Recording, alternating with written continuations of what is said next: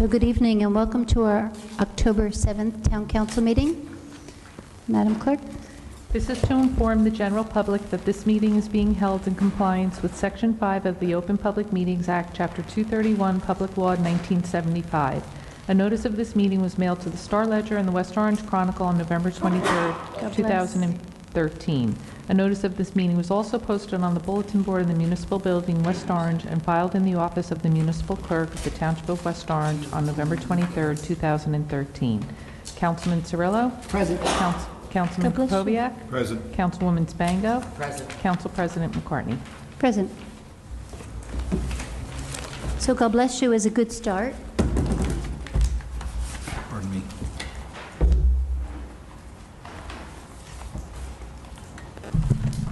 It's a nice segue to welcome Pastor Doug Adam to our Town Council meeting and present this citation to him. Doug, if you would come up with your lovely bride, Lisa.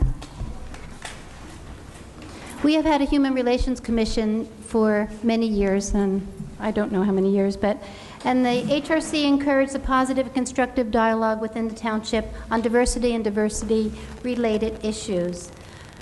Then you have individuals that just rise to the top, and that doesn't say that here, that's just how I feel. And because Doug has worked tirelessly to encourage the inclusion of all people in leadership of civic and community issues and groups, and was involved in community building tasks and strategies to enhance and sustain respect among different groups and people in our township. So, on behalf of the Town Council, I'll read the rest. Pastor Adams is a senior pastor at the Joy Church of God, and his wife, Lisa Adams, is the program director of the Mayor's Program for Individuals with Disabilities. They are longtime volunteers within our community, starting in 1997, when they ran a food pantry and free clothes closet from their church. Pastor Adams has subbed and volunteered his time at Edison Middle School, West Orange High School, and has coached for Bethany Center for Champions. So tonight, we wish and thank Pastor Adams for his dedication on the Human Relations Commission and all the work that you've done in our community. And please accept this citation.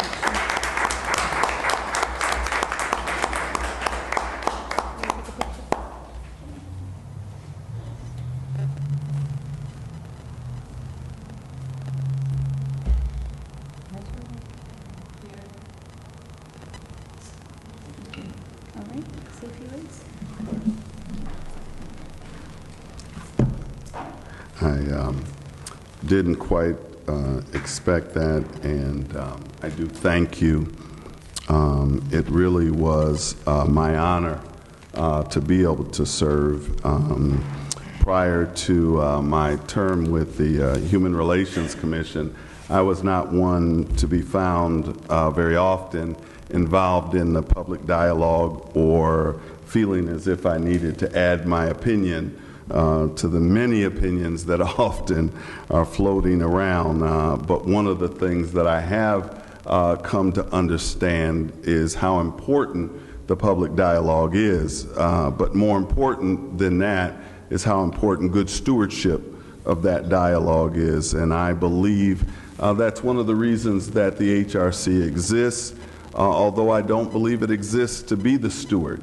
I believe it exists to encourage the stewards, you, the town council, my neighbors throughout West Orange, the school systems, the departments and employees of West Orange. All of us together are the stewards of that dialogue. And when Mayor Parisi asked me to join him in serving during this term, the one thing that I told him I hope to do was to change the nature of the dialogue, and hopefully we were able to accomplish a little of that. If there's anything that I observed or that I take away or that I learned, there's many things that I learned about West Orange, but the one thing that stands out is that West Orange has an amazing immune system. In the 4 years in this term, we've had storms. I'm from the Midwest. I've been in storms. I've lived in California. I've been through earthquakes. In the 18 years I've been here, the last 4 years have been the worst storm years of my 18 years. And we've lost power. People's homes have been damaged. We've gone through economic challenges. All of these things happened when I started. That's probably why I need to quit, you know. But as a town, we seem to thrive in spite of. We seem to progress in spite of. And I think it's in great measure to the people and the capacity of the people that are in the city of West Orange. I understand why it's so great. I think in great measure it's to the leadership that we have in West Orange. And I want to thank all of you for your help and for your support, all the departments, all the doors that I knocked on during this time, and the welcome that I received by those who opened those doors and who spoke to me with grace about things that I probably did not have the expertise or understanding to discuss, but you tolerated me so graciously. And in that, I think that we helped the dialogue just a little. I'd like to thank all of the commissioners and commend the town council for the commissioners that they appointed, outstanding men and women from the initial group that included Michelle Cadeau, who was a great helper and teacher of mine as I entered into the process, and many others, to those who are part of the group now, to our longest standing member, Greg Bullock, the old gray-haired man at the end of the table, and to Yusef Wadi, who is just a very, very dear and sweet-spirited man. I just want to say thank you. I want to say thank you for the opportunity to serve the town. I want to say thank you for exhibiting such great character along the way. And I want to say thank you for making West Orange a place that people still want to come and live and be happy and raise their families in. And so, thank you. You're welcome.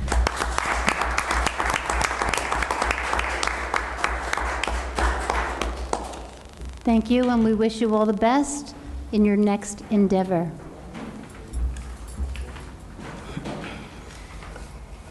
Next on our conference agenda is a resolution that will designate November 2014 as Pancreatic Cancer Awareness Month, and I welcome Todd Cohen. Your partner, Sydney.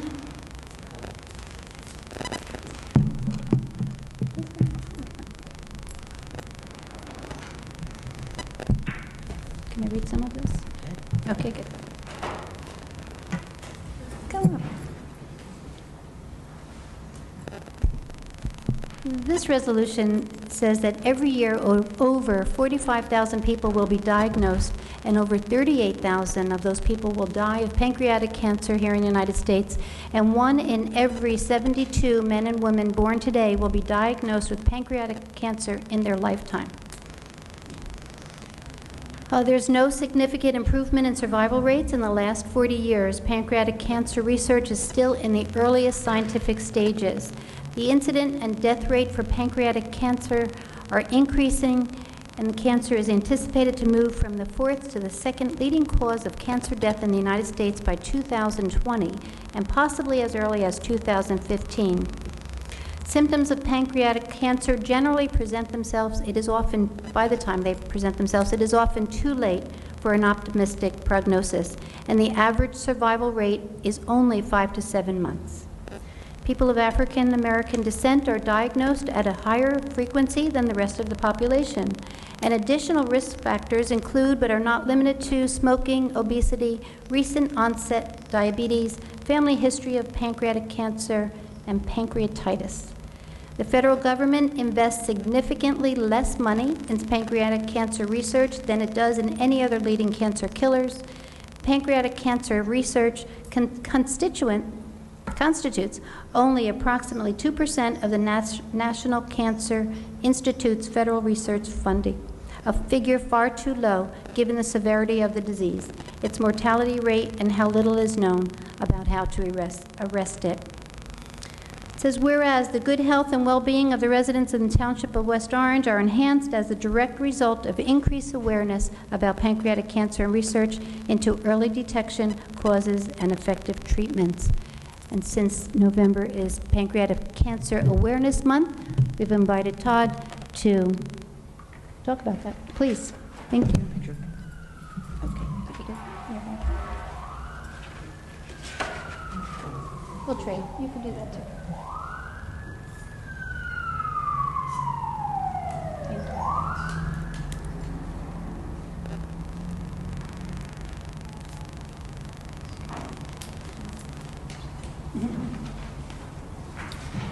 I just want to thank the Township Council and the Mayor for doing this. I think this is the 6th year that we've had this as pancreatic cancer declared as Pancreatic Cancer Awareness Month. And I don't want to stop until something is done to improve the staggering statistics. I'm looking out at the same faces that I see every year, and I'm looking out the same room every year, and really nothing's changed since my father's passed away from this disease in 2002. And Sandy Hertzberg is a resident of West Orange, lost her sister to pancreatic cancer, Ronnie Kaplan, and she's knows the same devastating results of this disease, and something needs to be done.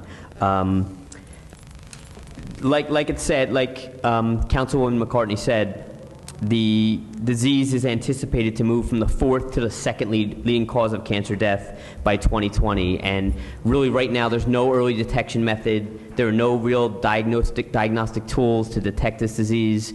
And obviously there's no cure. People that have this disease, in many ways, it's a tough one to beat. There's only a 6% survival rate for pancreatic cancer. So it's one of the deadliest diseases out there. I could tell you story upon story about a gentleman in Livingston, 36 years old, 2 young kids, just lost his battle to this disease. It touches every family I could think of, and doesn't look at the age of anybody. It's truly a devastating disease. If you'd like more information, you can go to our website. It's the Pancreatic Cancer Action Network. We have a Northern Jersey affiliate that meets in Millburn every month, and you can also go to our 5K walk and run. It's called Purple Stride. It's taking place in Parsippany on November 9th. The website for that is purplestride.org/New Jersey, so you can get more information about that. We've currently raised about $115,000, but we won't stop until there is a cure. We've raised over $1 million through all of our walks, but still more needs to be done. So by doing this, by declaring Pancreatic Cancer Awareness Month in West Orange, you're helping us to do the critical work of making the public aware of this disease. So I'm urging you all to wear purple in November and learn more about this disease. Even if you don't donate, just find out more about pancreatic cancer. A special thank you goes out to Councilwoman McCartney, who's been outstanding in terms of corresponding with me, and also the municipal clerk, Karen Carnival, who is amazing every year. I'll send an email and she gets right back to me. It's truly, I'm very, very thankful to have such great people, and Pastor Adams said it. I mean, this is such a great town. I work in the school system, and you know, I come to work and I really enjoy being part of this great community. It's a giant town, but there's so many things that make it so much smaller, and it's great to be a part of it, and I want to thank you once again. Thank you.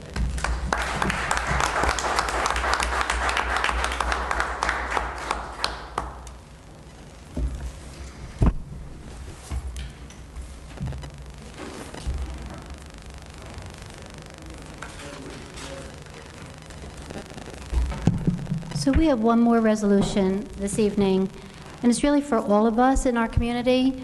Todd and Sandy's message is really about altering our behaviors, raising awareness, letting other people be aware, which is why we invite you to just make other people aware. But tonight we also have a responsibility about altering our behaviors, because West Orange is, there aren't that many communities, I was surprised to see, that West Orange is a registered community about put the brakes on fatalities. October 10th is a national day requesting people to be aware of putting the brakes on fatalities. Traffic, and these are the statistics, traffic crashes in 2013 increased the number of fatalities by 3% over 2012 to 33,561 fatalities, and caused over 2 million injuries. Traffic crashes have been the leading cause of death for children ages 4 and every age through 11 through 14. In 2012, more than half of the passenger vehicle occupants killed in traffic crashes were unrestrained, However, child restraint saved 284 children under age 5, and seatbelts saved 12,000 others. Distracted driving is a dangerous epidemic on American roadways. 3,328 people were killed in distracted driving crashes in 1 year. Alcohol-related crashes account for 31% of these traffic fatalities. Speeding has contributed to 30% of all fatal crashes. Large trucks were involved in 12%, 73% being occupants of other vehicles, 10% not occupants, and 18 occupants of large trucks. Motorcyclists accounted for 15% of all fatalities and 41% of riders, 53% of passengers not wearing helmets. The economic cost alone of motor vehicle crashes in 2000 was $230 billion.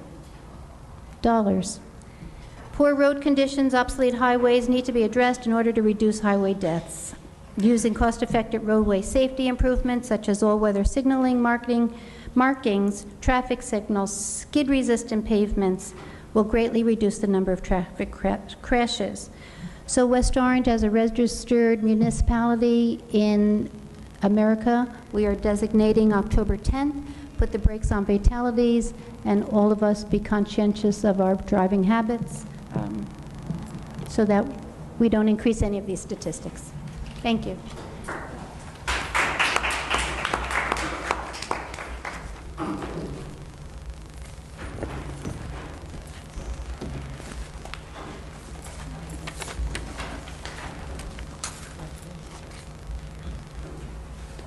Something else? What else? Oh, Victor. Yeah. Okay. We did get an invitation from the county on recognizing Hispanic Heritage Month. Thank you, Council President, and thank you for allowing me the opportunity to make this presentation on behalf of my colleagues, Councilman Guarino, Councilman Kukoviac, Councilwoman Spango, and yourself, Council President. Hispanic Heritage Month is celebrated during the period of September 15th to October 15th to celebrate the contributions of Hispanic and Latinos, as well as the Latino culture in the United States. Council President, in the United States, currently we have $50.5 million $50.5 million people of Hispanic descent, or 16% of the entire population. So we're talking about a large number of people that have been migrating to the country since, I guess we want to say 1492, when Columbus discovered America. Today, I would like to acknowledge some contributions. Some of Latino Americans in our own corner of the world, in West Orange, that volunteer their time and help us continue to provide the quality of life that we do.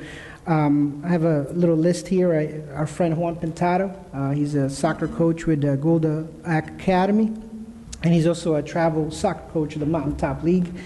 We have our passionate special needs advocate, Alexandra Durand, of Venezuelan descent, who, if anybody has any questions about special needs and the law, you can always go to Alex and she'll be there for you. We have our own Mickey Wagner. She's of Puerto Rican descent. She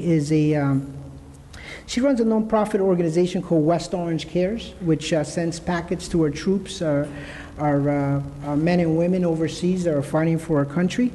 We also have our Hazel School PTA president, Cindy Galdames, who is of Costa Rican descent, who has, continues to advocate for our children at Hazel School. And myself, I am of Salvadoran descent. I wake up every day thanking America for providing my family with an opportunity to live the American dream. We fled a civil war in the 1980s, and the way we give back, my family give back, is through service and the contributions that we make to bettering not only West Orange, but the community in general. So with that said, Council President, I will read the conclusion of this citation. And it reads, whereas Hispanics have had a profound and positive influence on our country through their strong commitment to family, faith, hard work, and service, They have enhanced and shaped our national character with centuries-old traditions that reflect the multi-ethnic and multicultural customs of their community. Now therefore be it resolved that the Township Council of West Orange urges the people of the township to observe Hispanic Heritage Month with appropriate programs and activities that appreciate the cultural contribution of Latinos to American life. Again, thank you, Council President, and that will conclude the presentation. God bless America, and God bless West Orange. Thank you.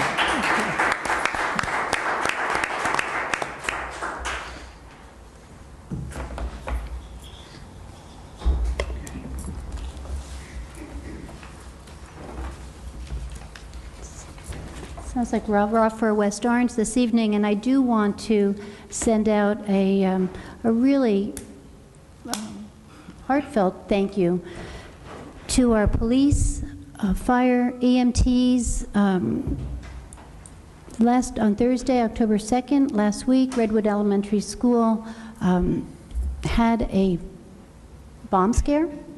So these were young children that had to be escorted out of Redwood.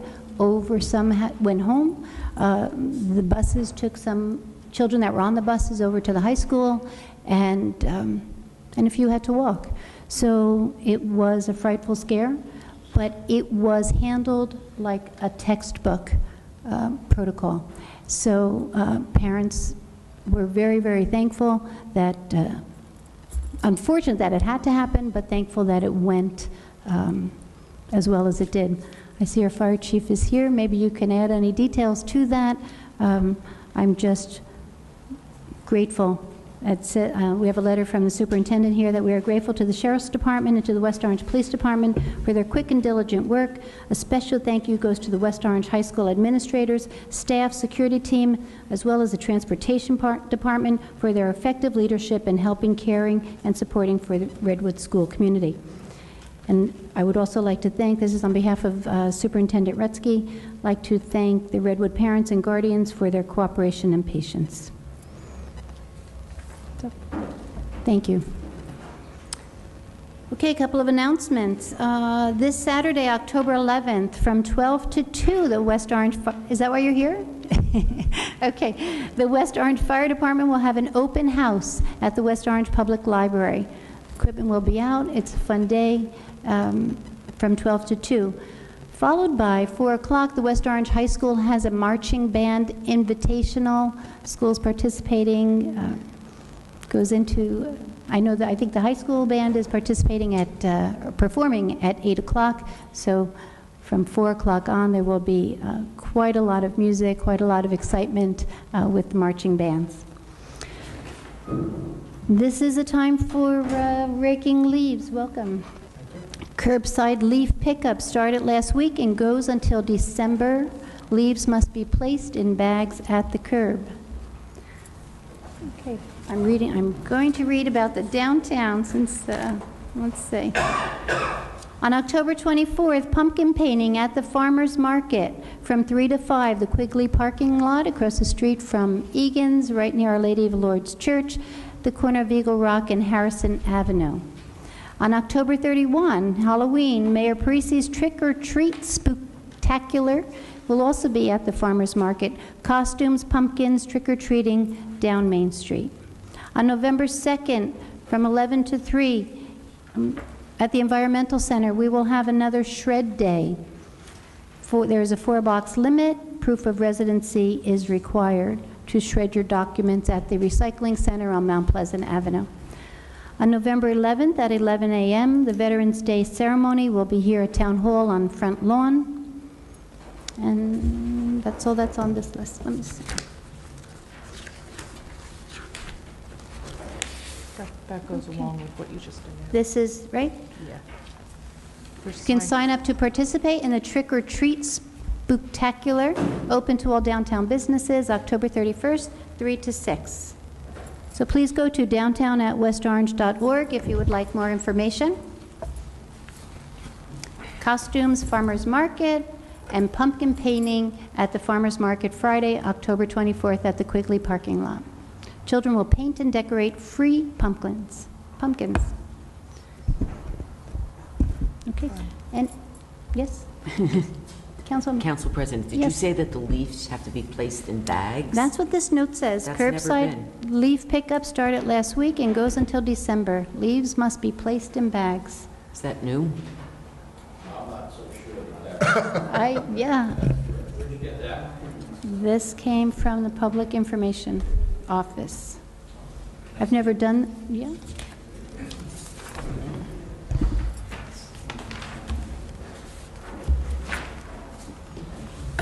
We have a question mark. It's always been that they're raked to the curb. Yeah, right at the curb. Right. Yeah, it's both. You can do both, right. It says curbside leaf pickup. Right. All right, so the way it's worded, right. So leaves can be put at the curb, or they can be bagged. Thank you.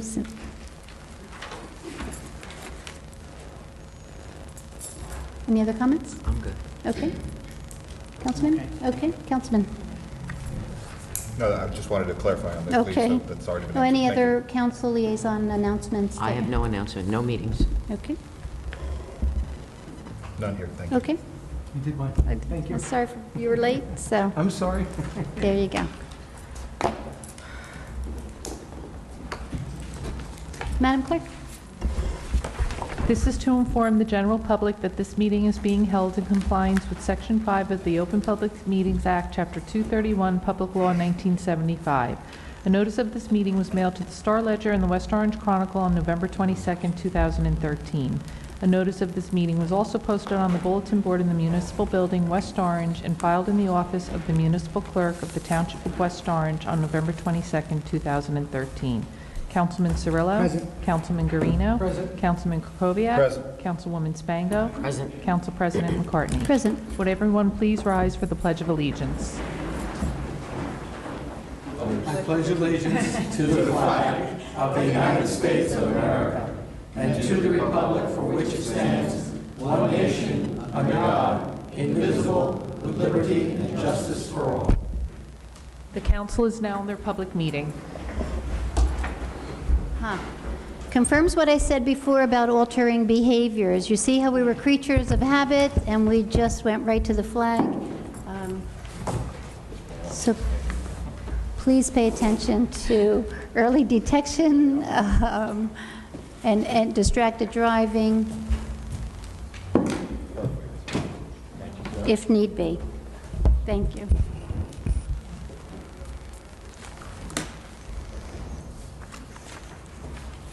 So we open our agenda with public comment. If there's anyone here that would like to make a comment, please, your name and address, please, for the record. Name is Mariel Clemenson for Cherrywood Circle. Tonight I represent the Neighborhood Watch Group for about 300 adult residents in the Rock Spring area of West Orange, which is bounded by Walker Road, the Rock Spring Golf Course, and South Mountain Reservation. My statement tonight begins with the tragic murder of Brendan Devlin by a domestic terrorist on June 25, 2014 at Walker Road and Northfield Avenue. We, the residents, are deeply concerned about the lack of communication from authorities, both West Orange and Essex County, about the murderer who was in fact ID'd shortly after the crime, having committed 3 other murders shortly before that in Seattle. He then committed a series of crimes after June 25th in West Orange and Point Pleasant, New Jersey, and prosecutors eventually revealed on August 4th that he was living heavily armed in 1 or more tents in the woods around us. So that means he lived among us for 23 days with the ability and inclination to kill again. This obviously affects our general feelings about safety in our neighborhood. In an effort to move forward, however, from this tragedy, we will be asking Mayor Parisi and Police Chief Abbott to join one of our watch meetings shortly, listen to our concerns and suggestions. We would like to hear about the current policies behind public safety protocols in West Orange and whether they need to be updated to reflect public participation and more notice than we actually received. Thank you. Mariel, thank you.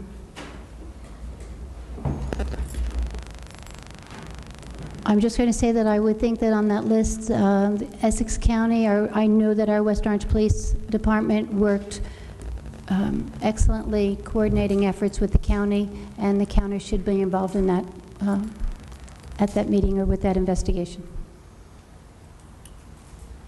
Anyone else? Yes.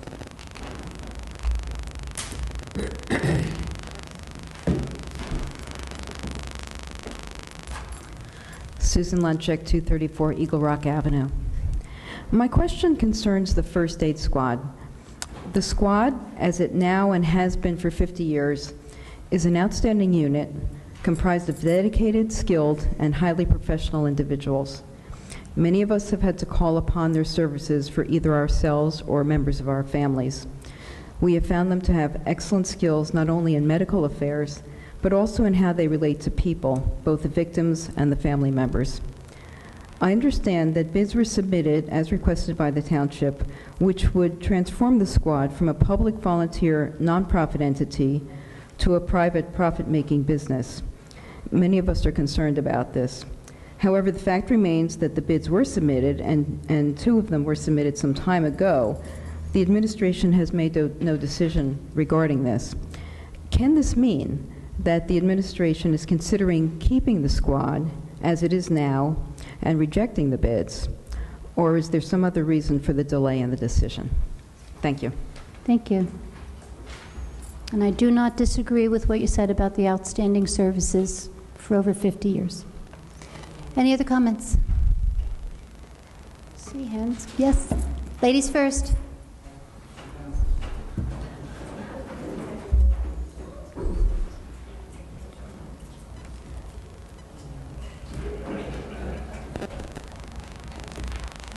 Hello. Good afternoon, everyone. My name is Althea Tweed, and I reside at 15 Edgar Road. I came here tonight to invite the public to the mayoral and council forum that we're having on for the mayoral candidates forum.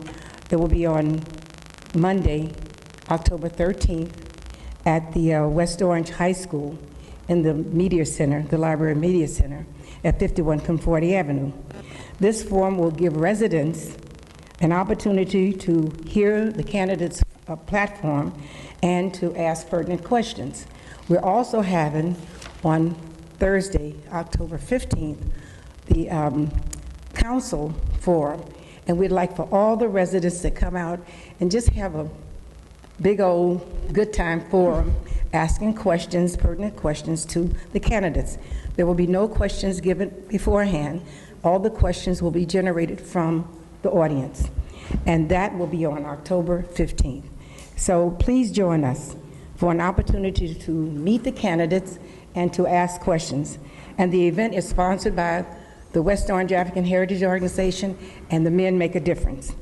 Thank you so much. Althea, just a minute. You said Wednesday. Is it Wednesday? October the 15th is a Wednesday? It's or Thursday, I'm the sorry. 16th, please. Yeah, I'm 16th. sorry. Mm-hmm. It's October 16th. That was my And the mother's time? birthday, so I just got. And it's for the council, it's from 7 to 9:30, and for the mayoral candidate forum, it's from 7 to 9, and that's on the 13th. And they're both in Both are at the high school. library. In the library, the media center. Any questions? No, thank you for the announcement. Thank you.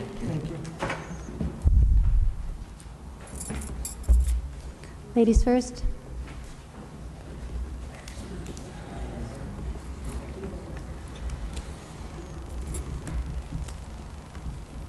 Hi, Roz Moskowitz, 11 Wedgewood Drive. I want to thank everybody for coming out to our last Pleasant Valley Civic Association meeting. I just came to announce we're having another on October 22nd, 7 p.m. at the Wilshire Grand. We encourage everybody to come out to speak about the safety and beautification of Pleasant Valley Way. As I've stated, there are over 130 reported accidents in a 2-mile stretch from 280 to Woodland Avenue. Almost every day there seems to be an accident. There was one yesterday, tied it up quite a bit. So I do invite everybody to come out and support us. Let us know what your ideas are for a better Pleasant Valley Way. And we just, again, as you said, we need to have more communication between the town, the county, and the state. So I don't know what the result of our letter. Jackie, maybe you can update me. Is there a meeting that's set up with the county executive? I have not heard anything yet. I saw the letter went out. I have not gotten anything back from him yet. Okay. Well, we're looking forward to some good news with that. I've also partnered up with a man named Arnold Anderson, who's head of traffic and safety for the county. Indeed. So he will be speaking on the 22nd, and he's a gem. He's very knowledgeable about. He worked with Montclair and piloted the Safe Routes to School. And tomorrow is International Walk to School Day. So, and Friday is Put the Brakes On. Thank you for acknowledging that with the proclamation. Put the Brakes On Safety Day. Thank you. Good. Okay. And Mr. Anderson has been here before because he's working hand in hand with Sankita Badlani and the Badlani Foundation with all the legislation that she has been moving also. So he's been very helpful. Good. Any other comments? Okay. Thank you for waiting.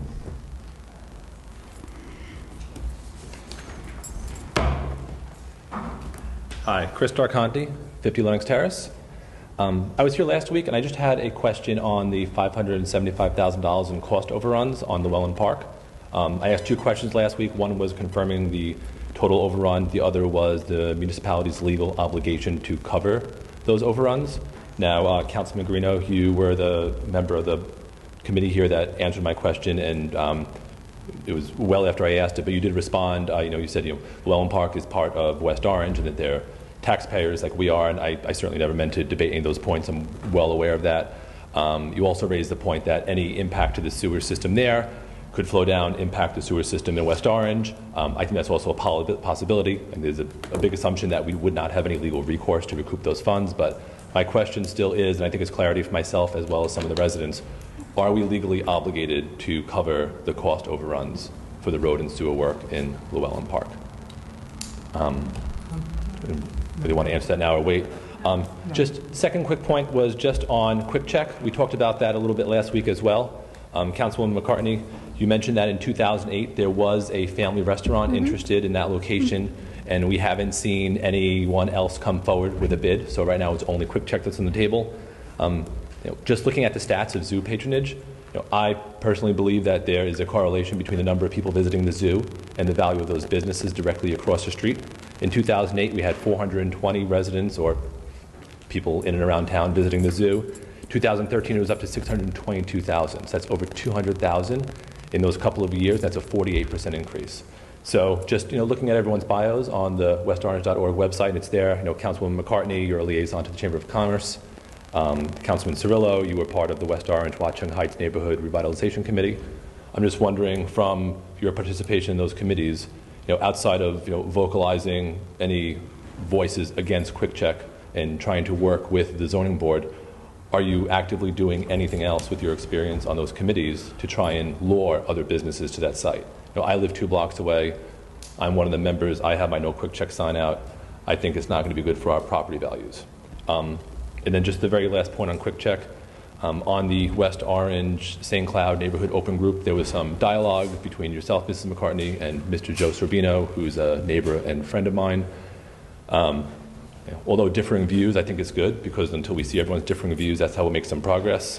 Councilman Cirillo, you did enter the conversation, and you did accuse Mr. Sorbino of not having his own opinions, but of just speaking on behalf of Hawkins.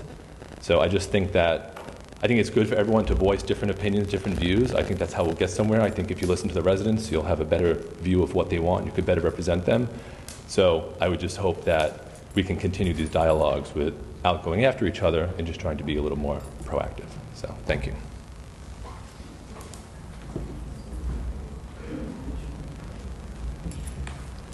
Yes, sir.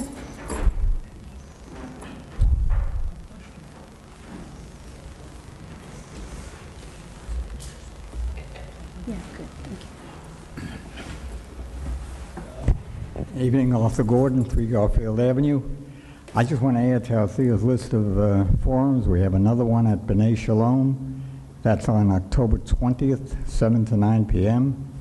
And I think it gives the residents of the township an opportunity to understand all of the people who are running for mayoral candidacies anyhow at that particular event. make more intelligent decision, hopefully, when we get to November 4th. Thank you. Thank you. Anyone else? Yes, sir.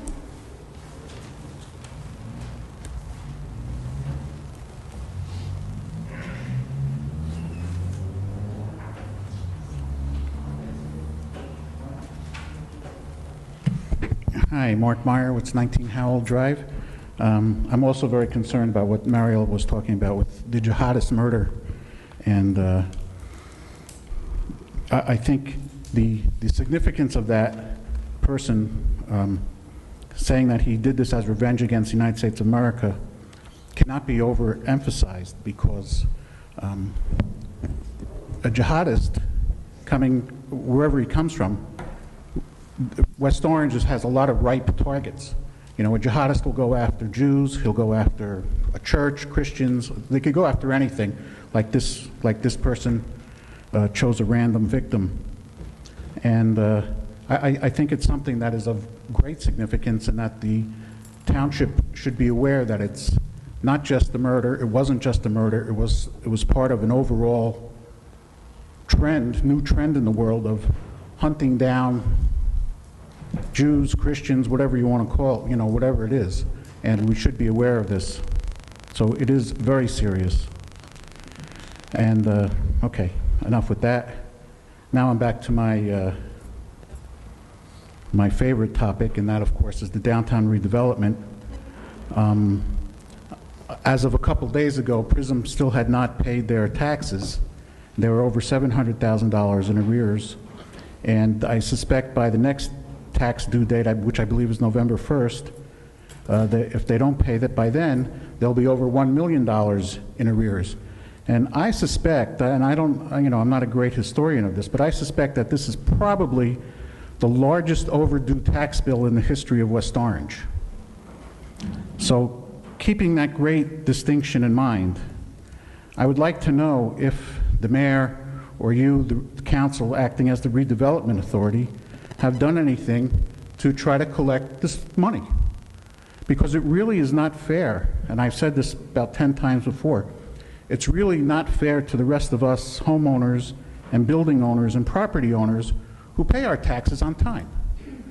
It's not, because the mayor says he created a fund to cover the overdue taxes, but that fund comes from our tax money. So we're basically covering PRISM right now.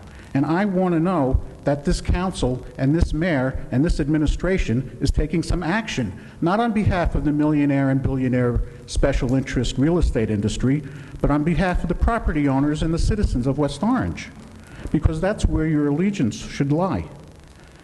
You know, you know, my other question is about why we are continuing to stay in any kind of contract with PRISM at all. Do you really expect PRISM, after they get the bond money, to pay that bond money back if they are so cavalier about paying their property taxes? You know, if they really wanted to stay on good terms, and if they really didn't have the money, they would say, look, here's a token payment. We want to keep the relationship going. But as far as I know, they're not making any token payments. They haven't made any token gestures to try to keep relations good. They're either so financially unworthy, or they're playing a very good game of manipulation and negotiation to try to intimidate the township, the council, the redevelopment authority, the mayor, into giving them some kind of better terms. And that is something that the citizens of West Orange cannot afford. You know, we're already carrying their overdue taxes. We don't want to give them a better deal just because they didn't pay their taxes and they're trying to squeeze you. That, I suspect, is really what's going on. I really think they're renegotiating by withholding money from you and from us, and that they're going to try and pull some kind of scheme to squeeze more concessions out of the town. Well, let's see if that happens. I hope I'm wrong, but let's see if that happens. So, you know, it's very frustrating to pay your taxes on time, knowing that others are playing a game. Thank you. Thank you. Yes.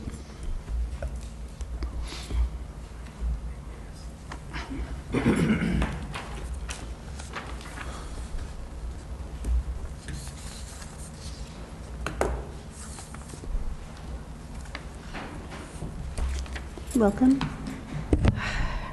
Rosary Morelli, Ralph Road. I have some questions about some outstanding issues, and I also have some questions on a couple of resolutions that are on tonight's agenda. First is, Mr. Greeno stated at the last meeting, actually when I was leaving, he did in fact perform a township audit and had the results.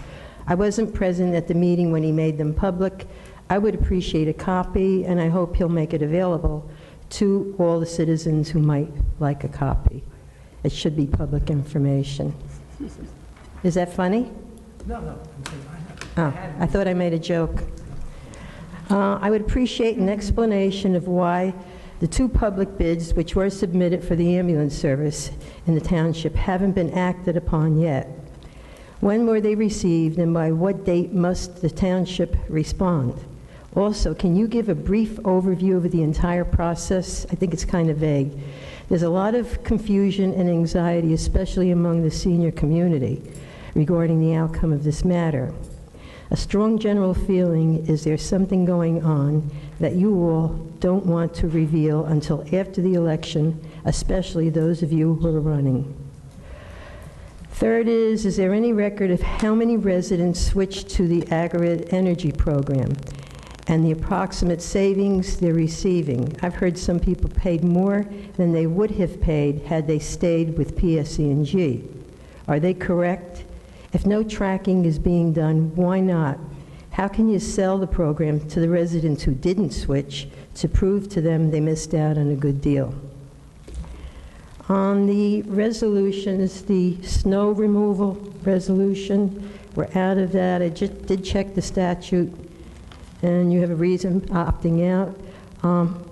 If we don't get a contract, what happens if we have a snowstorm in Thanksgiving? What's the process now that you pulled it? Sounds like a good reason for pulling it. The towing. Who selects the person or the business where the, I guess they call it the authorized dealer to sell who holds these vehicles for public auction? How does that person get picked or that business get picked? That's resolution, let's see, not sure, 187-14. The one on the, I think the one on the snow bids was 188-14. This planning board resolution regarding the ordinance of the general ordinance, the hours of operation for business operating in the residential zones.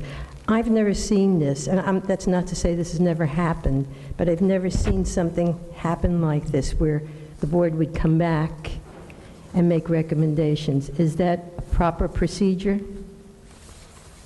And how does that, can you explain how that works when you respond to this? I think that's it. Thank you.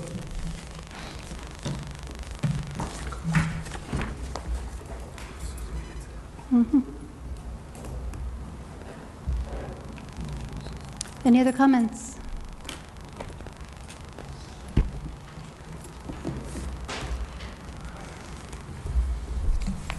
Christine Bosco, 4 Mason Place. I have a question about Resolution 18914, authorizing the agreement between AMC and the Township of West Orange with the Police Department. I just want to understand exactly what is the purpose of conducting the law enforcement activities and training there, and what time will that be going on? So I just want to get an idea of what's happening here, why we're doing it, because we never did it before. So I'm just curious. And I also have something on the ordinance 2414, but I'll bring that up when you discuss it. Okay. Thank you. About the planning board? Yeah.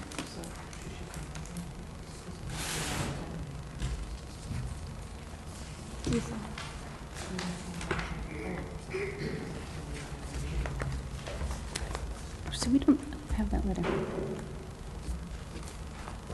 Christine, if you have a comment about this ordinance 242414, what the planning board has decided is that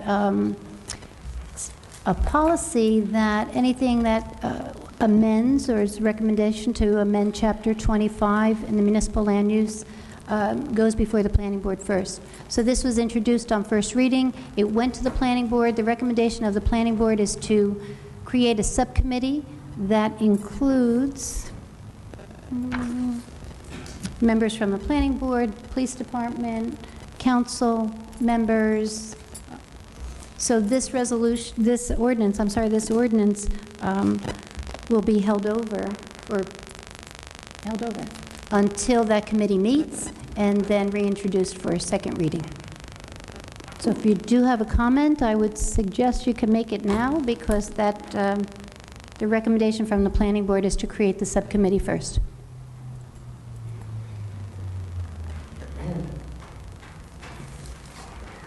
Okay, I just wasn't sure on what the planning board, the subcommittee, what their concerns were with it. I have a concern with it. The concern I had was, and I didn't think it was really stated in the ordinance, and maybe this can help you at the planning board, is that it didn't mention anything about a previous property owner. They would be grandfathered. Should they sell that property, what would happen? Would it go to the new ordinance, or would the buyers still be grandfathered? And that was the question I had. And I didn't know if you were considering that, and the subcommittee was going to look into that. Thank you. Thank you. Council President, could I just ask a question about, it's a procedural question. We have on our, do I even need to explain to Mr. Kaiser, or do you want to try to address that? Okay.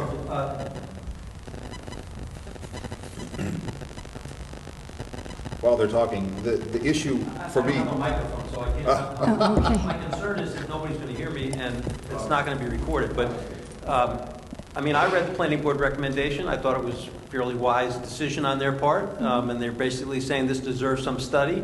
And so I assume that there will be a motion at the time that this ordinance comes up for second reading. It's going to be withdrawn, or there's going to be a vote to table it. To the extent that it's changed, it's going to need to be reintroduced. So unless it's introduced unless it stays the same, it's next going to be on not for second reading, but for reintroduction and first reading. And I assume that you folks are going to, vote, discuss how you want to handle this subcommittee to study this issue, and that's the way I would see this going procedurally. So. Okay, thank you. If I could just ask a question, I was at the planning board meeting, obviously, but I don't recall that I've gotten any sort of materials from the planning board. I was there listening to the discussion. Is there some written material that's gone around to the council? There's a one-page memorandum that I saw. I don't know who it was distributed to. It was either in my council mail or emailed to me. It's a one-page memorandum, and I think there are 3 points that were made by the planning board. I don't remember them specifically, but it was the planning board resolution, and I sent it. Yeah, it's in the resolution. What did you say, Jane? The resolution by the planning board was sent to the council with the ordinance, with their recommendations. I don't have it either. I just have it in my notes. Yeah. It was emailed. Could you tell me when that was? Off the top of my head, it was the day after it was, when did the planning board meet? Planning board met last Wednesday, October 1st. So it was Thursday I sent it. Okay. Minutes approved. Thank you. West Orange Township. I believe I have a copy of it in another folder someplace. Right. I don't know if Edward Bales has it or not. Here, I have it right here. My question, Mr. Kaiser, is if it's on the agenda for second and final reading, does that require us to have a public hearing on it, because the vote on whether to table it I would think occurs after the public comment? Could occur before the public comment. Why waste everybody's time with comment if you're not going to act on it? Well, for the reason that the purpose of the public hearing is to hear from the public on this item, and if it's withdrawn, then they can't comment. But if the council's not going to consider it in its present form, or is not going to seek to enact it in its present form, then you're talking about a hypothetical. So that is true, but unless the decision has already been made, and I'm not aware of it, I don't think the decision has been made whether to do that. I think the idea is to come, bring this forward and discuss it, and then if it's on second and final reading, have a public hearing. Maybe nobody doesn't want to talk about it, but I mean, from that aspect, I thought that that's what the council president was trying to do, to make the point that there apparently is an intention to table this based on the memorandum from the planning board. And so if anybody wants to talk about it, now would be the time to talk about it, as opposed to when it comes up for second reading. And I have no problem with that. Which I just allowed, right? Right.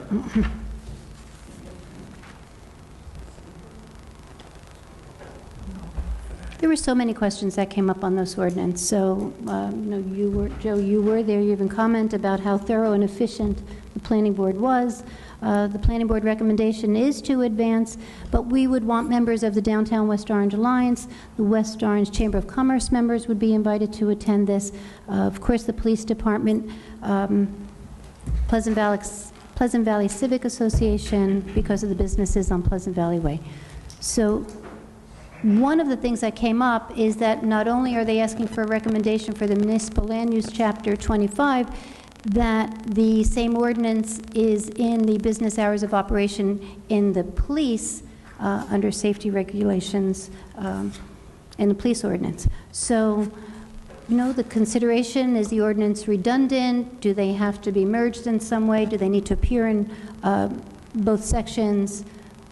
There were a lot of questions that were raised, making this committee to vet that out. Right. I think that I wasn't at the planning board session, but it appears that they decided that this is a much more complex issue than everybody's giving it credit for, and maybe everybody ought to stop and think about it a little bit more before they take action. And I think that's almost always a wise decision. So it's up to the council, of course. But okay, Councilman. Okay, good. Any other public comment? Anthony.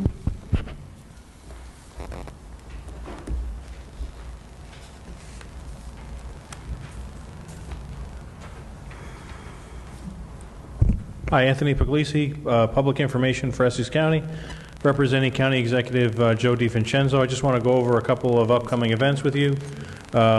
This Friday at 6 p.m. at Kipps Castle, we're having a villain party, kind of a get you in the Halloween spirit a little bit early. We'll have characters dressed as your favorite villains, Darth Vader, Beast from Beauty and the Beast, popular characters like that. That's a free event. October 11th, which is Saturday, is Oktoberfest at the Environmental Center. That's 11 a.m. to 4 p.m. Again, that's a free event. And October 18th is our Computer and Electronics Recycling Day. That's from 9 to 3. And the address is 125 Fairview Avenue in Cedar Grove.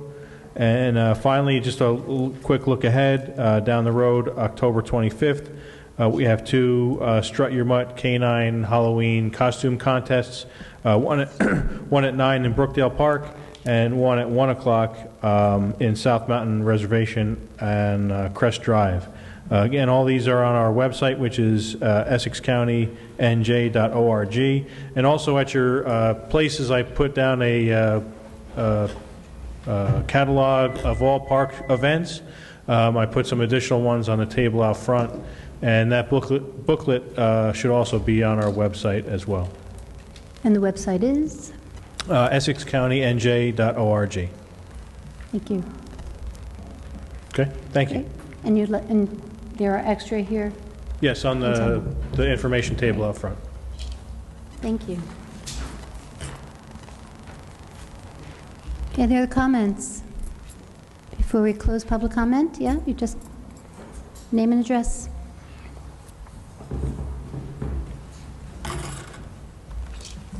Looks like I just made it. So, Melissa Evans, North Coing Place. I just came to follow up with November elections coming, and I know we haven't had a chance to move them out of the schools yet. Will police protection be provided for the children at the schools to keep them safe? And also, I know that there were several responses to the letters that you had sent out, and that in November, the county is going to review them. I'm just wondering why we had the responses in September, or I'm sorry, during the summer, why it's taking so long for them to review those sites. My fear is if none of them are approved, or only some of them, we might lose our chance to find new ones and make the April deadline for other alternatives. And lastly, I just want to remind everyone that October is Breast Cancer Awareness Month, so ladies 40 and older, please get your mammograms. Early detection saves lives. Thank you. Any other comments before we close public comment? Nope. Seeing none? I'll start with Melissa. I'll go backwards just from my notes here. Melissa Evans is referring to letters that were sent out to potential alternate polling sites instead of using our schools as voting locations. Those letters did go out. They went out in May, but everything had to be published in the county by April 1st, so that was the reason why we haven't heard from them. We knew it was not going to happen this November, any of those changes, and I know that I shared emails with you showing that the county will in fact consider all of those locations which seem viable at that time.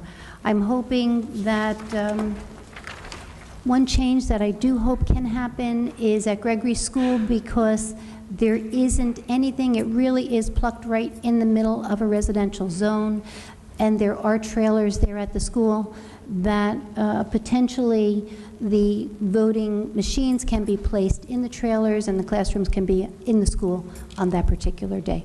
So that's where we are right now. As far as police protection, that hasn't been anything that the council has considered. I understand from the superintendent that there will be additional security placed, not necessarily police, just because of the expense of it, and same here on the council. But the superintendent did assure us that there would be additional security there. And I will keep you posted on anything that we hear as soon as we hear from the county. I wanted to thank Althea and Mr. Gordon for coming out, making the announcement for everyone to know about the 2 forms that are coming up for council and mayoral election. Comments that were made by Mr. Darconte.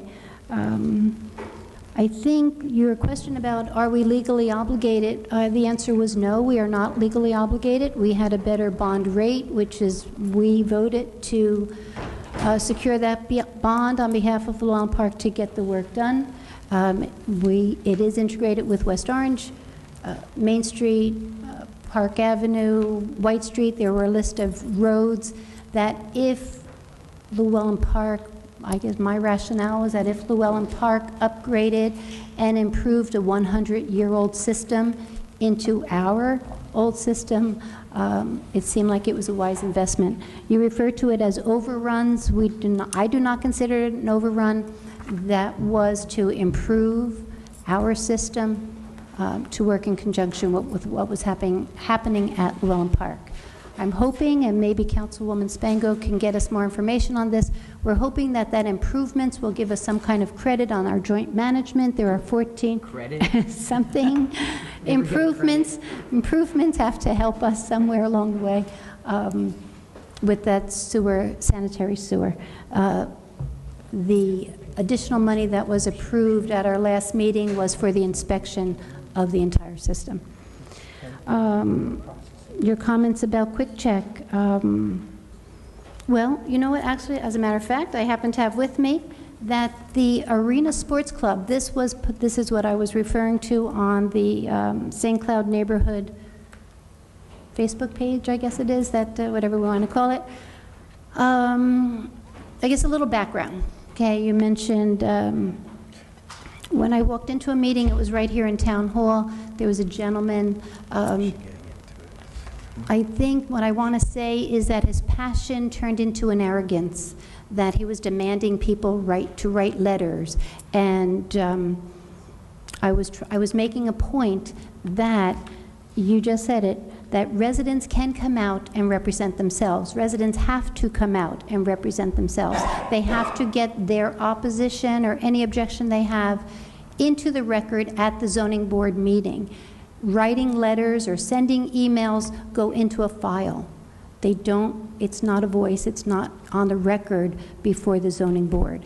So that's what I was trying to explain to him, that I understood the passion, and I can appreciate people's passion, but there is a protocol and there's decorum to the zoning board meetings. And what I stated in that email or post was that there is an order of presentation for the zoning board, and I stated chapter and verse in the rules of procedure to him. That's all I said. So I think it's unfortunate that that was spun out of control, because all I was saying that there is a decorum and a forum, and yelling at people to write letters isn't really how you voice your opinion, I didn't think. I did make reference to, I brought this resolution. The resolution, it was dated at a technical review meeting, August 21st, 2009. Considered an application for a technical site plan approval without variances to operate the sports bar restaurant in a B2 zone. It was submitted by the applicant. There are no variances, and it was approved at that time. It never materialized. Unfortunately, it never materialized. This would have been similar. It was described to us as a Dave & Buster's type of restaurant with a video arcade, family friendly. So yes, that property is zoned, and we really need to hear this application before there's still testimony out there that needs to be heard, and it's zoned for business. So that's why it has to go through the whole process, the procedure, and just holding up signs, just say no, isn't the procedure. It's the only way I could describe what's happening right now. I appreciate everyone's opposition, and I have encouraged every letter and every email that I have received. I am encouraging people to come to the zoning board meeting and let their voice be heard. It has to be part of the record. That was a comment I made. You giving me something? Oh. Okay. I don't care about that. Where else? I think Roz has taken on this Pleasant Valley Way, the intersection of, as a business owner on Pleasant Valley Way, the intersection of Eagle Rock Avenue and Pleasant Valley Way is so non-pedestrian friendly. So anything that the county can help us with, letters are being sent. So again, as soon as we hear from them, hopefully we get some type of positive response to that area. And Susan, about the West Orange First Aid Squad, I can just reiterate, there has never been any question whatsoever as far as the services as the West Orange First Aid Squad. There is no conspiracy, there isn't anything happening. We haven't heard from them. The history is that bids were submitted. The West Orange First Aid Squad did not bid. We don't understand why. They were advised by their legal counsel not to bid. We never understood why.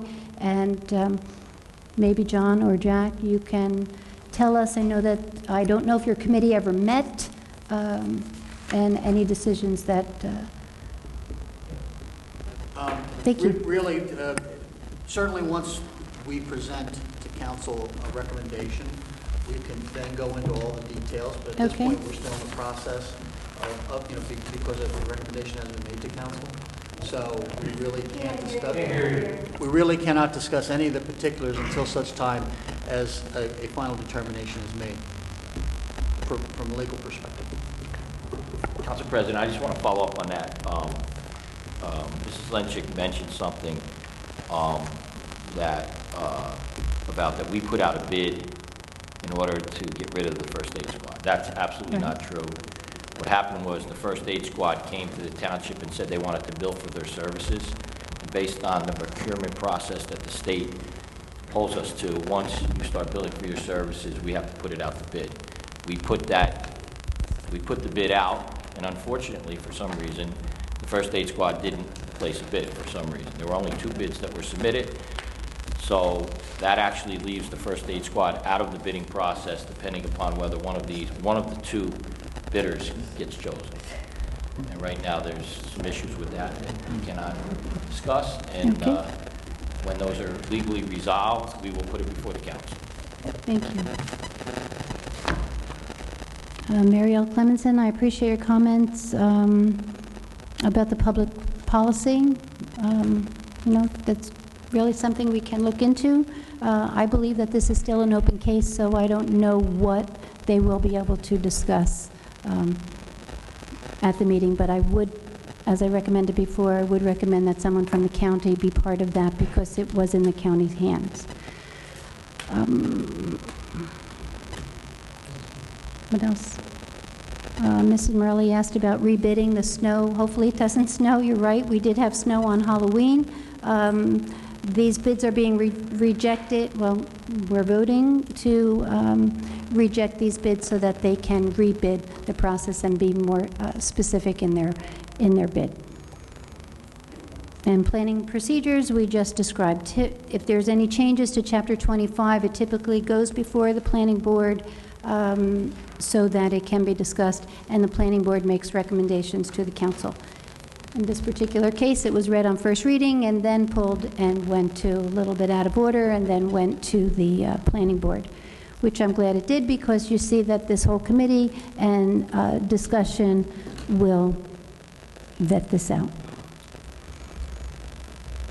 That's it. Anything else? Go right ahead. Sure. Thank you, Council President. Ms. Clemenson, good point you brought up, and I look forward to attending your meeting, and thank you for the invitation. It's something that I'd like to get to know the organization, understand what their concerns are, and bring those concerns back to the council and the township as well. I got to talk about Resolution 2414. To be a public knowledge, I testified at the Planning Board meeting that Councilman Kukoviac was at also. I spoke to the mayor and the administration about 2 months ago about proposing this, because when you hear, thank you, when you hear people complain about Quick Check, when you hear, not that this was for Quick Check because it has nothing to do with it, their grandfather, but you hear people talk about the bedroom community that we are and the bedroom community we are not going to be in much longer if we don't put some controls into place. And as I testified before the Planning Board, it's not a perfect ordinance. I worked hard on it with the legal department, the police department, and kept the administration aware of what was going on. The fact is, like I said to the Planning Board, I said, it's a baby, it's a newborn baby. It needs to be nurtured, it needs to be tweaked. It needs to have everybody's input. Because as I sat around month after month listening to people complain about Quick Check, about this, about that, but nobody ever got up and said, well, let's try to do something. Let's get the business organizations involved. This will get the business organizations involved. And no, we're not trying to hurt any business. We're not trying to shut anybody down. As one member of the Planning Board said, well, if you're not open 24 hours, you're not successful. Well, that's bull. You're successful in what you bring to the community, what type of business and how you operate your business. You can be successful about that. So it went here first, and I wasn't aware that it had to go before the Planning Board. So whatever was made, it was a mistake. It went back. The Planning Board had great suggestions. They were very interested in it. They felt it was something that could be worked, it could be tweaked, it could be merged with another. It could become a good ordinance to keep the aesthetic values of the township the way they are without hurting businesses. And so to Council President McCartney's point, as a member of the Planning Board, will other people on this committee, members of the council, members of the Downtown Alliance, the Chamber of Commerce, will be brought into the whole mix to make it a good ordinance, hopefully, for the benefit of all our residents. To Llewellyn Park, I'm not saying it's illegal, it's a taxable moral obligation, and I'm just finishing up an analysis, but if you talk about Llewellyn Park, and people keep saying Llewellyn Park, as if they don't belong to the community, well, here's a point of fact. for the total number of households in the area that we know as gated Llewellyn Park, okay, their total tax for the year is $6,325,000. Okay, of that, $1,566,000 is municipal and open space, $895,000 is county and county open space, and $3,862,400 is school board. You break that down per household in Llewellyn Park. The municipal portion that they pay is $9,000. The county open space and the county tax is $5,208. And the school board, $27,199, for a total of an average taxable annual tax for the Llewellyn Park community is $36,000. So let's not, excuse me? You're, okay. What I'm saying is, you can't negate that they're still part of this community. Everybody gets up and is complaining about Llewellyn Park. You make it feel like they have nothing to do with this community, but they pay a good portion of the basis of running this community, the school, the county portion. So let's not negate them. And I'm not saying is it a legal obligation. It's a moral obligation that I think we would do for any other area of town if the need be and if it arose. So that's what I'm going to say, is that's how you have to look at it. Roz, if Roz is still here, thank you for your organization, and I look forward to the next meeting. That's about it. Thank you, Council President. Just 1 minute. There were two questions that did come up about the energy aggregation, right? I mean, I'm doing door-to-door campaigning. People are telling me that they are saving money. One man actually said that he opted out, unfortunately did opt out, and he has seen an increase in his bill. So, John, are we tracking this to see what the savings is? Yeah, we actually did get a report back earlier this year, earlier in the summer. Out of a potential of 14,878 participants, okay. 14,878 households. They're current at that point in time, and this is. Yes, this is as of June. Okay.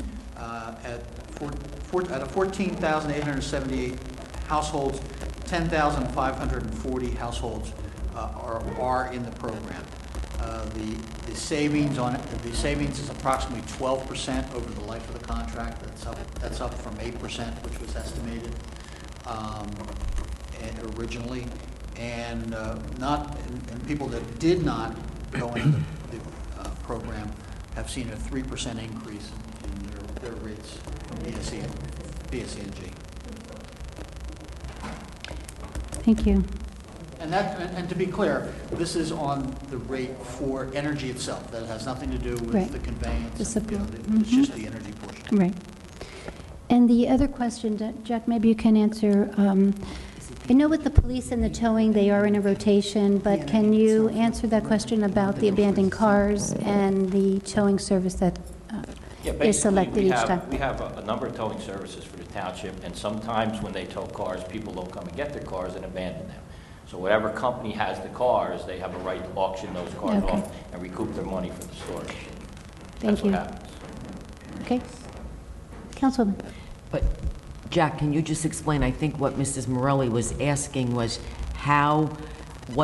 explain the process of who determines who gets the towing? No, if you tow the cars and they're on your lot. I know, but don't they have to put in a bid? Do we approve the towing companies? The towing companies, yes. They That's what submit she was contracts. asking. We approve our towing contracts. But whoever's tow service has those abandoned vehicles. I understand that. No, she wanted to know how they get chosen to auction off the vehicles. If the vehicle's on your lot, you get chosen, you can auction the car off, because you're recouping your money. So if it's on your lot, you auction the car off. If it's on someone else's lot who will be chosen as a tow company, they get to auction off the vehicle in order to recoup the money for storage. Right. That's how it works. We have actually nothing to do with it. Thank you. You're welcome. Any other comments? Sure. I would just like to add to the answer for the energy aggregate, because I've had quite a few of my customers, I've heard the same comments that Mrs. Morelli was saying tonight. What I found happens is people, if they opted into this program and they were on a budget with PSE&G for, let's say, $350 a month, I'm just picking a number, now they're going to pay, yes, they're paying less of a cost for the energy if they're in the program, but you add that on to your $350. So public service, you're still paying based on what you were using with them before. You have to go, if you choose to, public service and get out of the budget plan.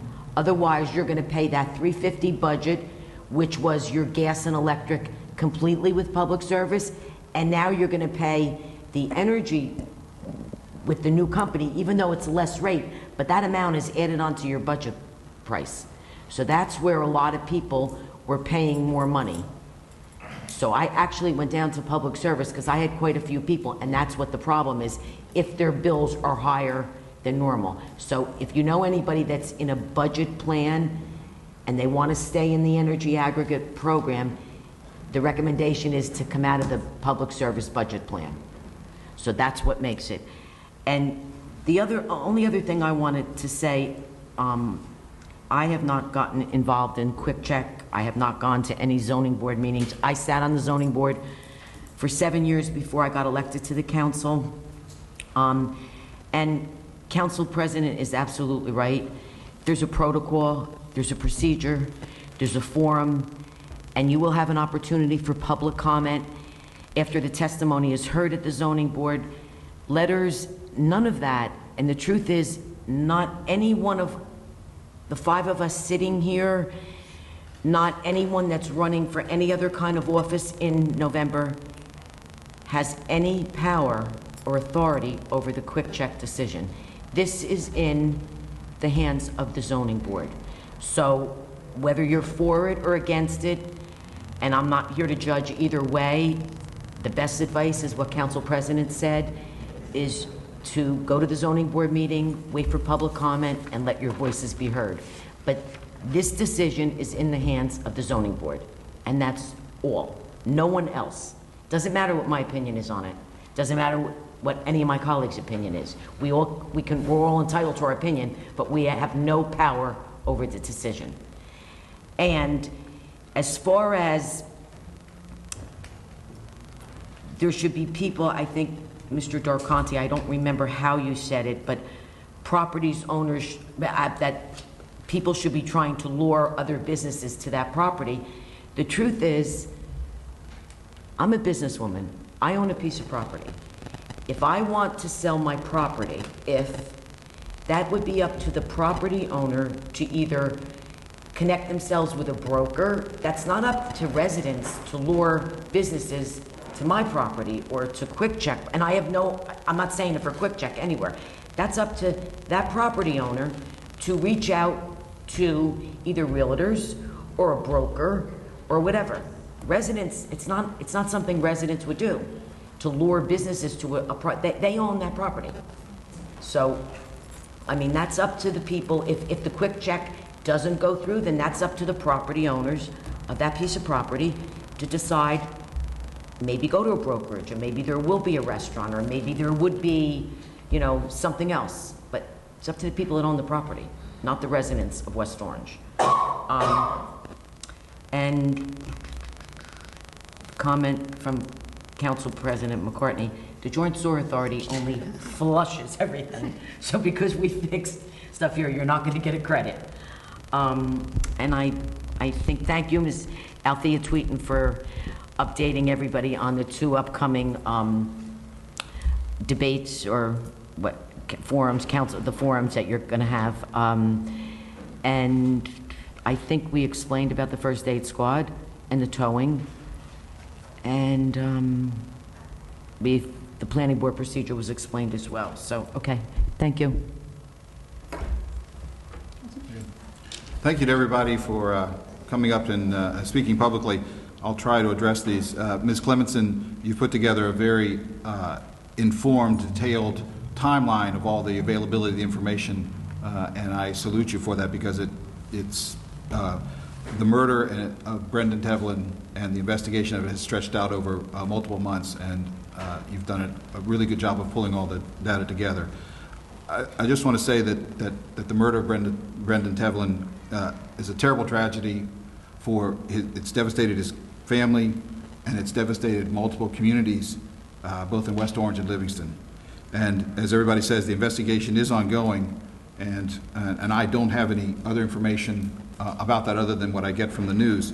But I also think it is a good idea to review our policies about how to communicate to people without compromising an investigation, in letting the public know what's going on so that they can make a more informed decision about deciding on whether they want to take additional steps to keep themselves and their families safe. So I salute you on that. There were a couple of questions about the West Orange First Aid Squad. The issue is very complex, but it seems to boil down to there's a definition in the federal laws that say that a volunteer organization is a volunteer organization until it starts paying its members.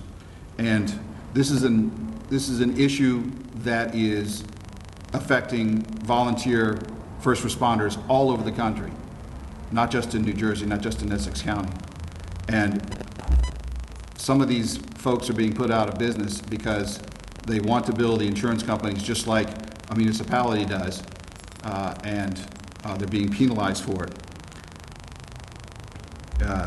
This issue has been ongoing for months and months and months, and I've been trying to get more information about what's going on. The bids were submitted on April 30th, as far as I can tell. I again asked the administration for some basic information about what's going on, and the answer I got was that I'm not going to give you any information. I've also asked for what the cost is for the township to provide this emergency service. If you want, I can read you the email.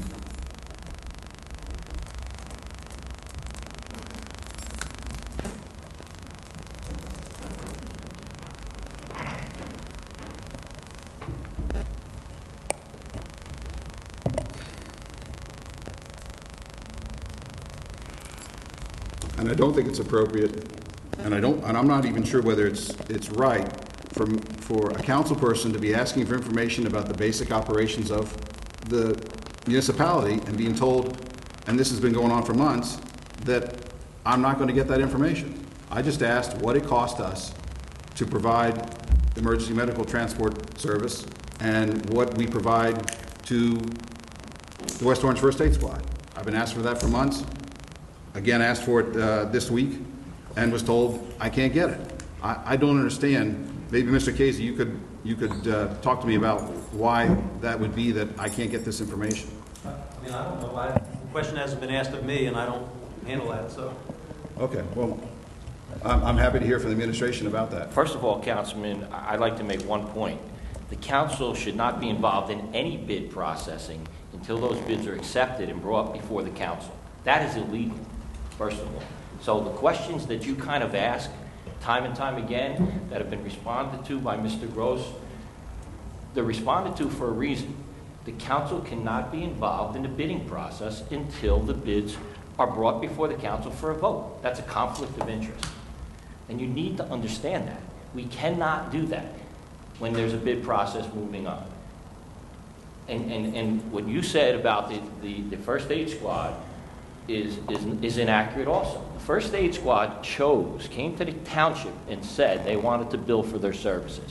Under the law, under the procurement laws in the state of New Jersey, that has to go out to bid. We put the bids together, put the bids out, and lo and behold, the first aid squad didn't bid on it. Now, when I keep hearing this argument over and over and over again, the township is not trying to put the volunteer first aid squad out of business. That is absolutely inaccurate. We want the volunteer first aid squad to be here. However, they chose to want to bill for their services. And once they bill for the services, what we have to do legally is to go through a procurement process, which is a bid process. We are in that process now. And there are some legal issues that are going back and forth between the bidders and our legal department that I cannot discuss. And once they're resolved It will come before the council, and the council will have an opportunity to vote on it. You can vote yes, or you can vote no. But until those legal issues are resolved, we can't discuss that. It's not that we're withholding information. You sit here and you say that we withhold information. We're not withholding information. We have to do what's legally correct for the township, and that's what we're doing. So I don't believe that I am trying to interfere with the bid process. Here's the text of my email that I sent last week. At the September 23rd, 2014 council meeting, I believe Mr. Sayers indicated it was his expectation that the evaluation of the bid and recommendation of award for emergency medical transport could be presented to the council at the October 7th, 2014 council meeting. It is not on the agenda. Please provide this information. When will this proposed award and contract be presented to the council for its consideration? Please provide a revenue and cost analysis to the town of providing emergency transport services, including the cost to the town of WOFAS. Now, I asked about this multiple months ago. To me, I don't see how you can read that sentence as saying anything about the bid. It's simply trying to find out how much it costs us as a township to provide the emergency medical service. I'll give you the answer right now. Whatever we pay the fire department to do medical transports, that's what it costs us to do it. And The salaries of the firemen plus the amount of money that we bring in on a yearly basis. That's the cost. You have a budget, you can look that right up and decipher what that cost is based upon the revenue that we bring in at the end of the year. It's a very simple question with a very simple answer.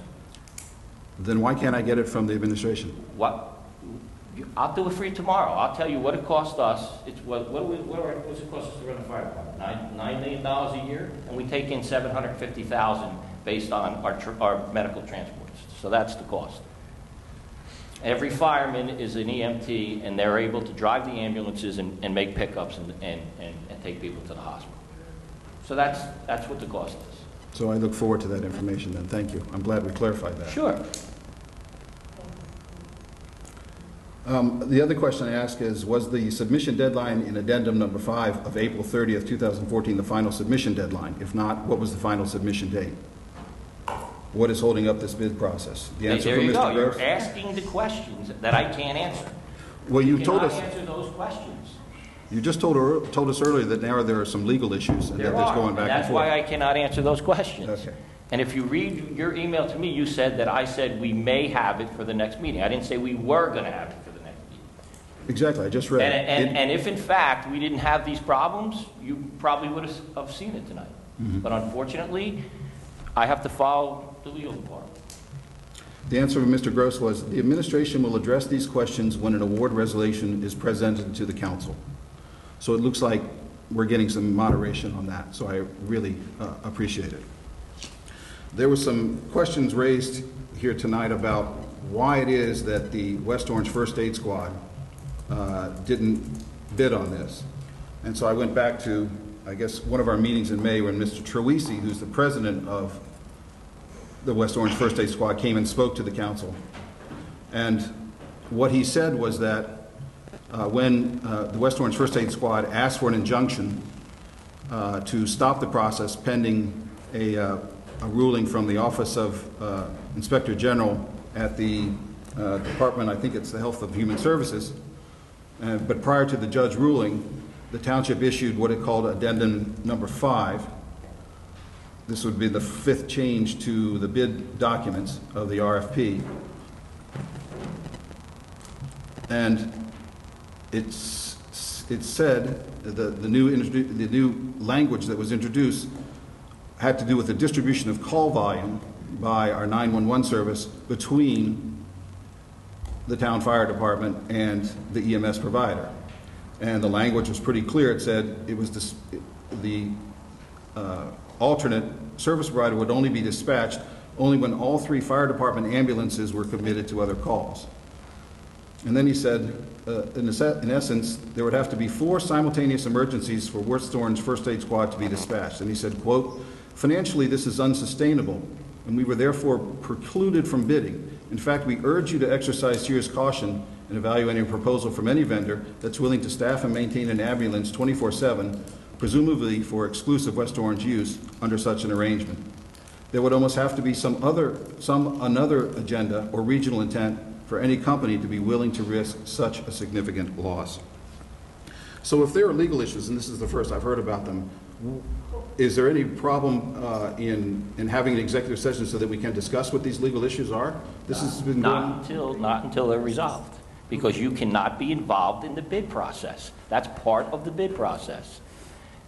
And you know, I read Mr. Truisi's article that he put in the Chronicle, which is half of it is not true. You need to understand. You need to understand the bid process. That's what you need to understand. And that process, it has to take place with regard to people who are willing to bid or want to bid on the projects. They filed an injunction. That injunction was thrown out. So that means that the court says, I can't stop putting those bids out. We actually made those, and just what you said, the one thing you said that's correct is we made changes in the bids. Even after the injunction was done, we made changes in the bid to try and get more people to bid on it. And they still didn't bid on it. We only got 2 bidders. That's the bottom line. So that's where it's at. And we are not, I want to make one thing clear. This township is not trying to put the volunteer first aid squad out of business. That is absolutely, positively untrue. And I'll tell you another thing. Not that I want, no, I'm not going to do it. Never mind. And I have heard when you said that it's not the intent of the town to do this, but the effect of everything that we're doing is about to put the West Orange First Aid Squad out of business in its 50th year. We did not create this position. They chose to go, they want to go paid. We didn't tell them they had to do that. They want to be a paid squad. Under the law, if you want to get paid by the township, we have to have a legal procurement process to do that. I understand you. That's the law in the state of New Jersey. But you also recognize there are other towns within Essex County, within New Jersey, and across the country that are allowing this to happen. That doesn't make it legal. There's a lot of things that happen across the country and in every other government that are not done properly. We in this government take pride in doing things the proper way. You can laugh all you want, but that's what we take pride in, and I don't think it's funny. But actually, I think the First Aid Squad would agree with you, because that's why they filed the injunction, because they wanted a ruling from the Office of Inspector General at the federal level that would clarify this. And we didn't wait, and now we're running into. You were on the phone call when we called the procurement division for the state, and what did the state tell us? That it had to be put out to bid. I mean, I don't understand what the argument is here. Okay. It has to be put out to bid. Okay. Plain and simple. Mr. Darconti, I don't know if your first question was answered about the Llewellyn Park expenditures, but I think the gist that we got and what we've been discussing for several months is that we, as a township, do not have any legal responsibility to provide that money to Llewellyn Park because it is a private community. And I know I heard Councilman Guarino talk about the moral obligation that we have to these people because they pay so much in taxes. But I think if we want to talk about a moral obligation, I think we need to think about our moral obligation to safeguarding other taxpayers' dollars and not spending them where legally we don't have to spend them. Very interesting. Mr. Meyerowitz, you again brought up the prison redevelopment. I don't know, fiasco would be the word. It is true that these guys continue to be delinquent on their property taxes, and you're right. In October 1st, it's going to bump up to probably more than $1 million. The key element here, though, is 2 other things. This is not the only apparent example of financial weakness that PRISM has shown. From all we know, they have not paid their mortgage on the CVS property on Main Street for multiple years. They did the same thing at their Barton Press property on Lakeside Avenue, and it went into foreclosure.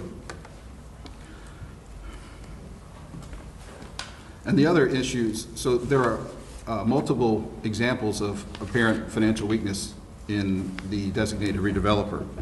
The other issue is that, as you pointed out, the 2006 redevelopment agreement specifically clearly says that delinquency in property taxes is an event of default. And there is absolutely nothing that prevents the council or the administration from sending them a letter and saying, under the 2006 agreement, you're in default, please pay up so that you can get current and comply with the contract. But as I've said before, I can't get any support from the council, And I've also asked a series of questions going back to March 2013 that haven't been answered, about just basic questions about the financial viability of PRISM. And I don't think they're trying to squeeze us. I think they're just financially incapable, on top of their inability to get a $50 million construction loan. And it really has nothing to do with the litigation, because if you're a bank underwriter and you see guys that aren't paying their property taxes, aren't paying their mortgages, why would you give them money? Why would you give them $50 million?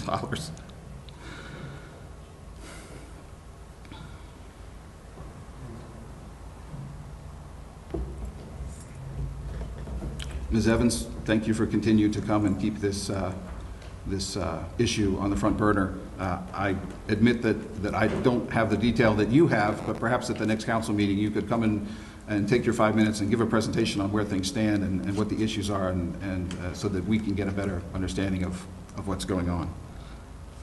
And Ms. Bosco, I think we'll address some of your issues later on in the meeting. Thank you, Council President. Council President. Just real quick, I know everyone went. Just wanted to ask if you would consider, and I know you spoke about this already, how you would support us restarting the Economic Development Commission, which is already in ordinance. And I think that would be a good vehicle that will help us recommend or be proactive in recruiting businesses that may be, example, like in Quick Check, businesses that would be more friendly, I guess, to the community. So I would ask that perhaps very soon you would want to take that on, and we can put that on the agenda, so we can start recruiting some residents throughout the municipality that may have some expertise in the field of economic development that can help us proactively reach out. I know that the councilwoman talked about we don't have any rights. And you're right, under law. I didn't mean it that way, that you don't. We have, no, look, property rights. It's the God-given right in the United States. You know, we own a piece of property and we should be able to do what we want. However, there's ordinances and certain laws that are put into place because there's an expectation on the quality of life that we want, right? And that's what's going on there. There's an expectation of what the township expects out of that lot as it relates to the distance from a school, as it relates to, public, as it relates to traffic, as it relates to congregation size, impervious coverage, whatever. 22 total ordinances. So variances. Well, ordinances, the variances are the waivers to, right. So please take on that, and I would be 100% behind you, supporting you on that initiative. Ms. Clemenson, that's great that your committee is taking on that issue, bringing in more attention to that issue. Thank you for copying me on that email. We have to, as a community, suburban communities, we have to start thinking about preparation. With these terrorist initiatives, some false alarms, some unfortunate tragedies. But we will maybe, eventually we're going to have to start thinking about how do we protect ourselves so that this doesn't become an issue. Or how do we safeguard our residents better? So I appreciate that, you and I have talked about this. I appreciate that you're taking on the leadership and bringing some attention to that from that perspective. As it relates to the First Aid Squad, I wish they could have bid on that initiative. I mean, I'm not going to get into details, but that would be in an ideal situation. We would be within the parameters of the law, and contrary to my colleague, I do not support the West Orange First Aid Squad to continue operating in direct contradiction to the state public contracts law. It's an initiative that we needed to undertake, and I think we're doing the right thing. Unfortunately, the West Orange First Aid Squad did not participate. I just wish they would have done that, and instead, went in a different direction. It doesn't take away from the service that they've done throughout all those years and what they mean to West Orange. Hopefully there's a different end result down the road that we can work on. Ms. Moskowitz, thank you for actively engaging Pleasant Valley community. I will be at the next meeting. I missed the last one, unfortunately, because of work commitments. And lastly, let's see, what do we have? The tax, oh yeah, I had a question. Mr. Meyerowitz talked about reserve for uncollected taxes, paying existing gaps. Can you explain, Mr. Gross, how does that work? Okay, let's say there's a gap, all right? There's a business or a residential community that owes taxes. Do we make up that gap through a reserve for uncollected taxes, and then in December we sell the tax liens and we replenish whatever we took from that uncollected reserve? How does that work? That's exactly the way it works, except Okay. that the tax lien is actually in the year following. So whatever shortfall there is, for instance, that would be paid in the following year, which we usually have our tax sale in October, November. So what we're selling this year are taxes that weren't paid or still weren't paid as of this week from 2013. Okay. So, and then, within the budgetary process, we do put a reserve for uncollected taxes in there to account for taxpayers that do not pay their taxes on time by year end. Okay. And that allows us to make sure that we have sufficient funds to operate. Now, you mentioned the tax liens that you sell in October, November. What period does that cover? Let's say, well, we're in October and November. What period will that cover? 2013. Okay, up to December, Right. calendar year? We collect the penalty and interest from whenever they don't pay until 9-10 months through the year of 2014 for any taxes that weren't paid in 2013. Yeah, I just have one request to the administration. If we can once again send a notification as it relates to the landscaping and we can address that issue. I think it's become once again an eyesore. If we can take care of that, I would greatly appreciate it. Thank you, Council President. Thank you. And also, I'm just going to say on that same topic about the traffic lights, because that has been an issue with the Edison Museum, that there are 4 lights that I personally reached out to PSE&G and our representative, and I am told that the 4 lights there are on the property of the prison property. So we would like them to look at those street lights too. You're not talking about the traffic lights, you're talking about the street. Street lights, right. And the comment about the Economic Development Commission, I would be happy to add that to our agenda. I would like to expand it. We'll see it on first reading, and we can talk about I think it needs to be more encompassing of people in our community.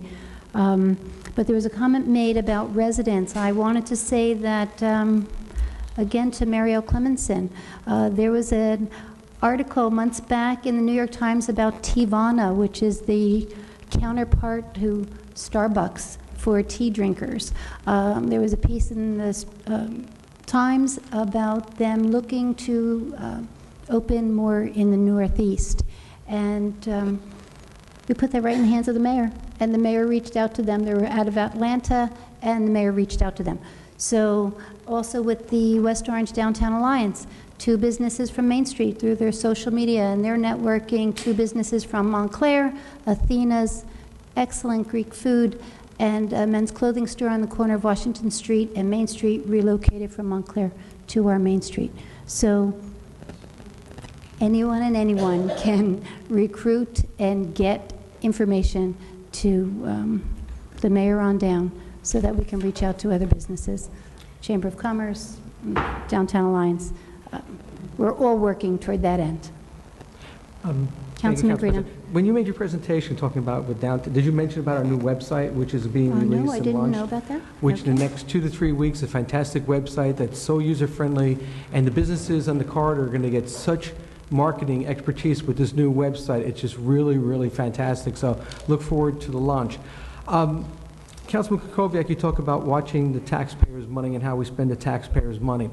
But I never heard anybody complain about Mayfair Drive, which was a $2-something million project that the township could have assessed the homeowners to do, but the township decided not to. So what is the difference between spending $2.2 million for one area of town and spending $550,000, which is only, I believe, 14% of the total project of Llewellyn Park's sewer reconstruction. What is the difference? We're not spending the taxpayers' money frivolously. So how come nothing was brought up about Mayfair Drive, which was a huge project, which the town did, but didn't go back and assess the taxpayers because they felt, you know what? They pay their taxes, then the township will take it out of general funds that every resident pays for. So what I'm saying is we do watch out for the taxpayers' money. We're not frivolous. I mean, when I vote on things and I look at things, I look at them analytically, I look at them from a business point of view, and I feel they are for the benefit of the township. Infrastructure is very important. If you don't maintain your infrastructure now, 5-10 years down the road, it's going to cost you 6 times as much to replace it. And every economic analyst believes that you need to do your infrastructure at a time when you can do it reasonably and with less input on the taxpayers. But when you make a comment saying you want to watch out of taxpayer money, look at it as a whole township. We represent all 42,000 residents of the township of West Orange, not just one particular area. Llewellyn Park are members of our community, just like Mayfair Farms, just like Llewellyn Park. Sorry. Okay. Thank you. Please keep your calm. There is a decorum, just like at the zoning board. There's a decorum here at the council chambers. Thank you. And I just like to bring that. I mean, the thing about it is that I don't believe in just giving money away, but they are residents of the town. They pay their taxes. They pay a significant part of the township budget. So I just want to leave it at that, Council President. And also, just to go back with the zoning board, people need to come to the zoning board. The zoning board is an autonomous board of the Township of West Orange. If you think you can make people give their board members undue influence, you can be sued. The board cannot use undue influence on its members on the zoning board. You want to voice your opinion? Come to the zoning board meetings and voice your opinions and show both Quick Check and the zoning board how you feel as a community. You can't have members of the council and threaten members of the council say, you need to tell your representative to vote no. That's called undue influence, and that's against the law. Thank you, Council President. Thank you. Councilman Thank you, Council President. I just wanted to respond to Councilman Guarino. The simple answer is that the Mayfair District is part of our township, and the distinction is that Llewellyn Park is a private community, and that's the distinction. I also want to just point out that we allowed them to save what is likely to be millions of dollars in financing costs for this by allowing them to borrow under our bond rating. So it's not as if we aren't already helping them. I would certainly have been willing to consider, instead of writing them a check for $575,000, to allow them to borrow that again and add it to the debt that they were doing. But the distinction is that they're a private community. We have no legal responsibility to do their sewer and roads within their boundaries.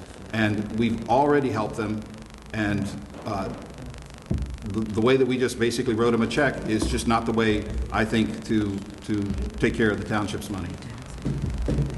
Thank you. Mr. Sayers? No. Okay. Okay, Madam Clerk? Okay. Consent agenda, approval of minutes of previous meeting, executive session minutes, May 6, 2014, November 12, 2013, and public meeting, September 23, 2014. Consent. Reported township officers, none. Reading of petitions and communications and bids, none. Bills, are there any questions on the bills? Consent. Resolutions, are any resolutions being pulled this evening? There was a question on the resolution 18914 about the agreement with the AMC and the police department. So we'll pull that so that can be answered. Any other resolutions? None for me, Council President. Great. Seeing none. Anyone else? Is there a motion to approve the consent agenda? So moved. Second. All in favor? Aye. Any opposed? The consent agenda is implemented. Thank you, and I really want to say thank you to the Rena House and to my colleagues for approving this resolution. This is agreement with the senior citizens at the Rena House. Long overdue windows that need to be replaced can now finally get done. So, Cabinets, new windows, millions of dollars, over $3 million of improvements, Council President. Great, thanks. Great to see that windows our in seniors are particular. moving that deal forward through the RAD program. Okay. If I could just ask a question, I thought we were just approving the pilot agreement that we have with Brennan I House. can answer that. Council President, if you Sure, want to get please technical, do. I can talk about it all night. If I could just finish, Sure, a please. comment. I just wanted to understand if this is the final step and now all the money's going to be available, whether we're still negotiating. No. This is how it please, works. so thank you. Yeah. In order for the financing to be closed on, you need to make sure that the pilot is going to continue. So whoever's refinancing needs to have assurances that the township will continue its contract or its agreement, its pilot agreement with that property owner. So what we're doing is we're asserting to the financial institution that we will adhere by that schedule, and we will honor the pilot continuously, as opposed to saying, you know what, the pilot is going to expire because they're refinancing, et cetera. So this is, the municipal approval is one of the most important approvals in the process because it gives the financiers the assurances that there's not going to be additional taxes expected from the property. No, I understand all that. I was just saying, it seemed like that we were about to break open the champagne, and I just wasn't aware that we were that close to actually closing on the loan and the refinancing. And all No, that. That's what I was asking about. the refinancing is in process, but in order to get to the refinancing, you needed to make sure that, that there wasn't going to be long-term debt as it relates to the tax component. So what's the timetable here for actually closing the loan? You know what? It's really difficult to say. I mean, it depends on the source of financing. If you're doing tax credits, if you're doing a direct loan from a bank, mortgage, a HUD process. There's no way of saying unless you look at the financial plan of the institution. It's kind of like the redevelopment. You can't tell where. When that's the financing process hasn't even started because, they're not going to lend you credit if there's a pending Supreme Court case. Who's going to lend you money? So who's going to lend you $63 million if there's a pending Supreme Court case? So it's really difficult to ascertain when that, what the timeline will look like until, you know the parameters. Yeah, the reason I ask is because when I was on the Rent House board, this process was undergoing and it was moving extremely slow. I was hoping that we could shoot the champagne corks on this, but I was just wanted to know what the timeline might be. The difference now is that it's being refinanced under a new program called the Rental Assistance Demonstration Program, which is a new program that was rolled out last year. So everything that you remembered from when you were on the board is off the table. Oh, so okay. it's starting from scratch under this new setup. Where they would have guaranteed rents and Section 8 project-based all the apartments. Create a new LLC entity and get private financing. I don't know that financing structure, so I can't talk about timelines until you look at that. But it sounds like you're helping them. I didn't realize you were on the board. Are you on? No, I was on the board. I gave you all those facts at the last Okay, meeting. okay. The That's okay. We don't have That's to. okay. I was just clarifying. I thought we were popping the cork. I've been on the That's board and fine. I know exactly, Let's move on. I stay on top of the finances and what's I didn't going mean on to hold up. because, as you remember, you talk to seniors, they want new cabinets, they've had water penetration issues, there's a lot of window concerns, and, we have a responsibility to our constituents to stay on top of these things, so. I'm not on the board, but I stay on top of it. Thank you. Thank you. Okay, Madam Clerk, ordinances. On second and final reading, we have ordinance 2424-14. This is the ordinance to amend Chapter 25, changing the hours of operations for businesses in residential zones within a 200-foot radius in residential zone. I'm just going to make a motion to table so that and consider the recommendations from the Planning Board to create the subcommittee that will include members of the council, 2 members of the Planning Board, Chamber of Commerce, Pleasant Valley Association, Police Department, and the West Orange Downtown Alliance.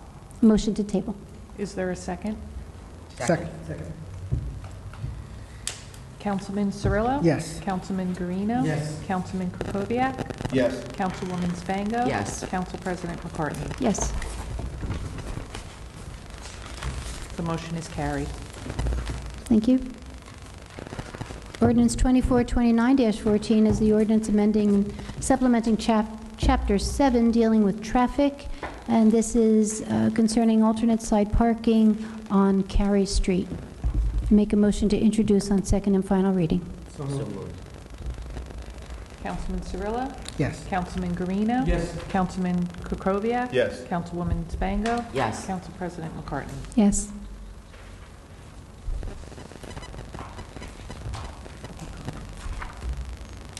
Any comments on this ordinance? We did hear from a resident. I know, Lenny, you and I spoke about this ordinance. Has there been any follow-up with the resident that was concerned about the... No, good. Okay, thank you. Any other comments on this ordinance? Seeing none, I make a motion to approve ordinance 2429-14 on second and final reading. So moved. Second. Councilman Cirillo? Yes. Councilman Guarino? Yes. Councilman Krokoviac? Yes. Councilwoman Spango? Yes. Council President McCartney? Yes. The motion is carried. There are no ordinances on first reading. Any other comments? Council-related comments? Seeing none, we're going to... Resolution. Oh. Go back to resolution. They were on consent. Oh, the one. I'm sorry. Resolution 189. Resolution 189-14 was the resolution, I'm sorry, about the AMC Theater and the police agreement. Jack, this is something new. We have not done this before. Can you... Actually, this is not something new. We did do it last year at the high school. Oh. This is our second year. Oh, at Liberty. This is the active shooting. Liberty, I'm Okay. sorry. All That's right. right. That This goes is- back to that issue of preparation. Right, and this is our second year doing this training. This is all funded by a grant from Homeland Security of about $260,000, $67,000 of which West Orange will receive because we sponsor it.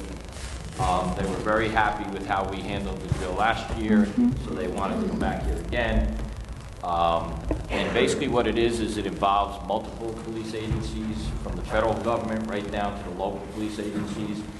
And basically there's a scenario that's put together prior to the drill, and no one knows what that scenario is, and everyone has to respond to that accordingly. So it's training.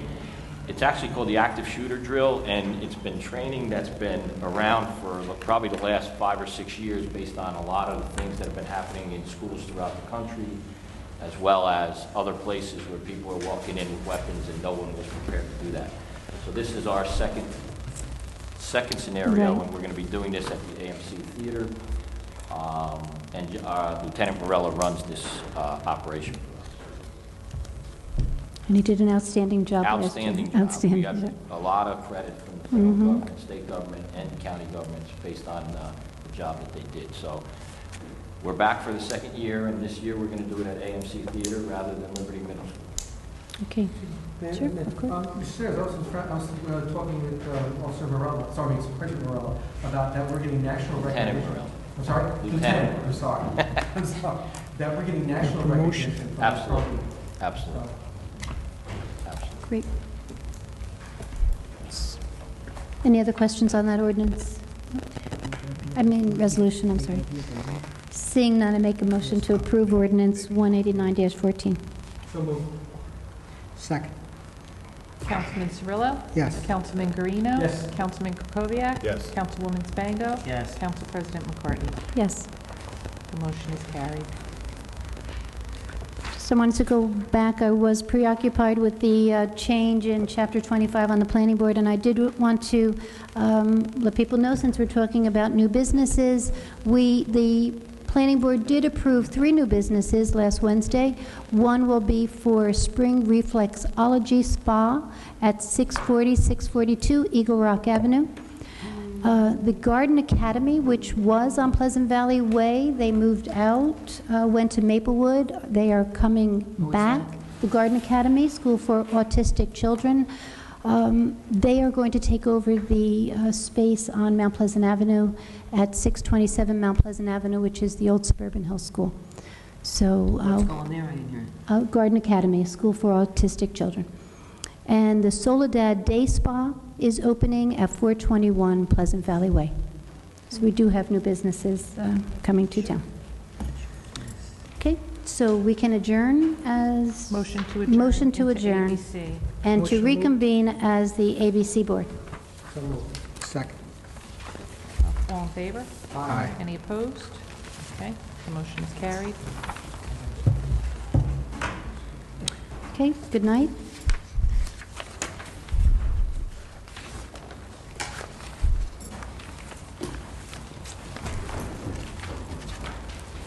What do you do?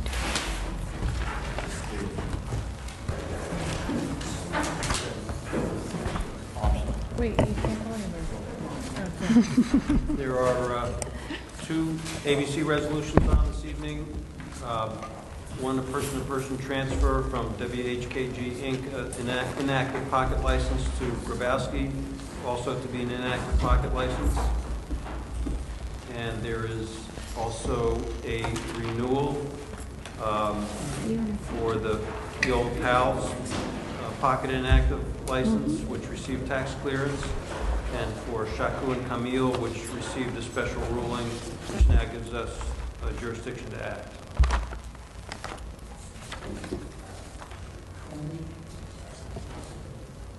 Any comments, questions?